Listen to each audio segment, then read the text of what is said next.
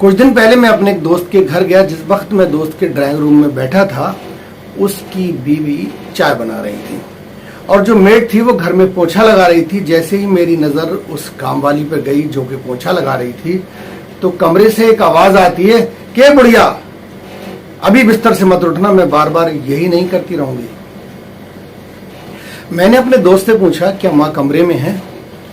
मैंने सोचा जब तक चाय बन रही है क्यों ना माँ से मिल लिया जाए। तो मेरे दोस्त ने कहा, रुक जाइए, अभी पोछा लगाए, जब सूख जाए तो जाना। मैंने कहा, क्या फर्क पड़ता है, गीला है तो मेड दोबारा पोछा लगा लेगी। लेकिन मेरे दोस्त हैरान थे। मैं तब तक कमरे में पहुंच चुका था और फर्श पर मेरे जूतों के निशान पड़ चुके थे।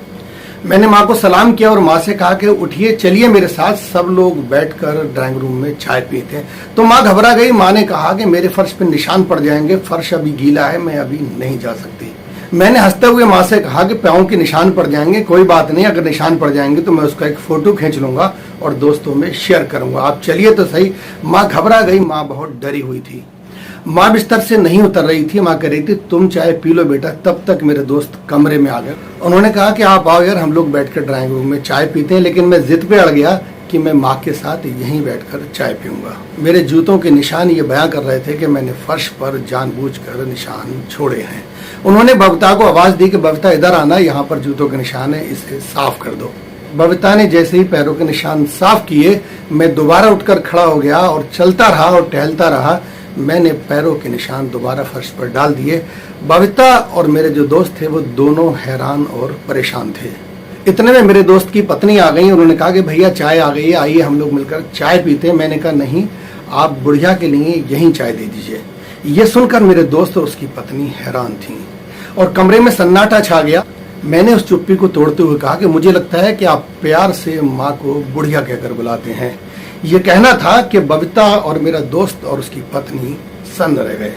मेरे दोस्त ने मुझसे कहा कि यार क्या हुआ? मैंने कहा कि मैंने अपने कानों से सुना है कि बबीता माँ को बुढ़िया कहकर बुला रही थी कि वो बिस्तर से नीचे ना उतरे, इसके लिए वो धमका भी रही थी। यकीनन कामवाली ने बुढ़िया पहली बार नहीं कहा होगा, बेटे या बहू के कहने पर ही उसने भी बुढ़िया कहना शुरू कर दिया होगा। जब आप लोग माँ को बुढ़िया कहते हो तभी तो कामवाली ने भी माँ को बुढ़िया कह के बुलाना शुरू किया होगा।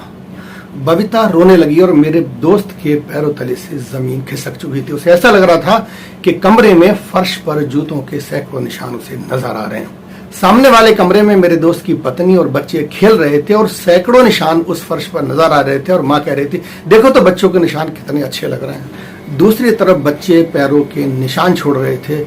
इधर इस कमरे में बुढ़िया रो रही थी, बहू चुप थी और कामवाली के भी आंख में आंसू थे।